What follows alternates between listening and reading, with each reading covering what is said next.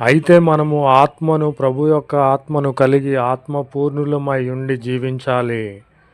ఒకనినొకడు కీర్తనలతోనూ, సంగీతములతోనూ, ఆత్మ సంబంధమైన పాటలతోనూ మనలను మనము హెచ్చరించుకొనుచు, మన హృదయములో ప్రభువుని గూర్చి పాడుచు ఆయనను కీర్తించాలని ప్రభువు పేరిట మనవి చేయుచున్నాను.